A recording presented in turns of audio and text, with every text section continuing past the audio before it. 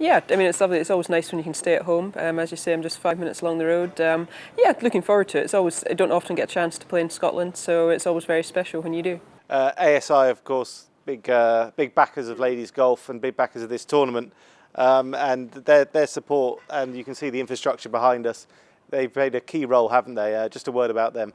Yeah, I mean, I think it's fantastic. They've been great supporters of Scottish golf especially, and obviously with this event, the men's and the ladies. I'm surprised more companies haven't gone for this concept, where the ladies and the men playing on the same, the same golf course, even if it is a few weeks apart, because obviously, as you say, all the infrastructure's here, so it must really save on their costs. This is a big event, and there's another one coming up. I'm not even going to mention it because we all know what I'm talking about, and there's been lots of talk in recent days about picks. Where are you in your head with your picks? Is there still some open in your mind? Yeah, definitely still some open.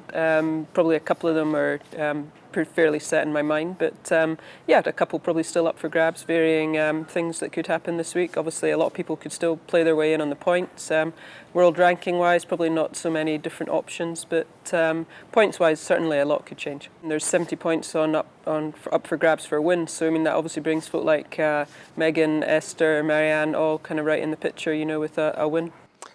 And I interviewed a certain Suzanne Pedersen yesterday, and she didn't hide the fact that she still wants to play, and she said she's told you that she still wants to play. Obviously you played with her, didn't you, in the Dow? How impressed were you with her game out there then?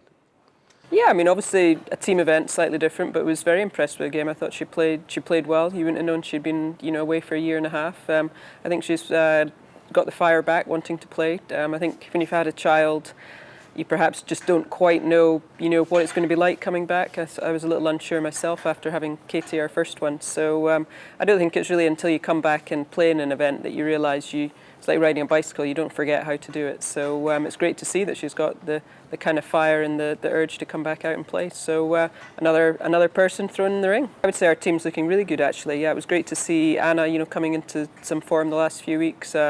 Georgia obviously had some good rounds last week. I think in a way she'll probably be quite relieved to have had the defence and everything over with now, and now she can kind of focus on the Solheim. So Charlie played well, Caroline played well, Carlotta. So yeah, I mean, I'm looking really good actually. I know you don't really care about the American team, but I was just noting that not many of them are here this week. Does that surprise you slightly that they wouldn't come and get some experience a month before the Solheim Cup in some Scottish conditions? Perhaps a little surprising. I mean, obviously, being in Scotland, the weather can sometimes play a huge factor. So, I mean, I think obviously no one watching or playing really wants to play in bad weather, but it is nice just to get out and have to do it just in case you get weather like that. So it's not just a real shock if you went out and suddenly it's blowing 30 miles an hour. I would say, I mean, world ranking wise, the Americans are going to be favourites. I mean, they're going to be ranked higher than us, but match play, you never know what can happen. But even though they're going to have new faces in their team, don't be fooled, they're going to be good players. So we've still got a fight on our hands.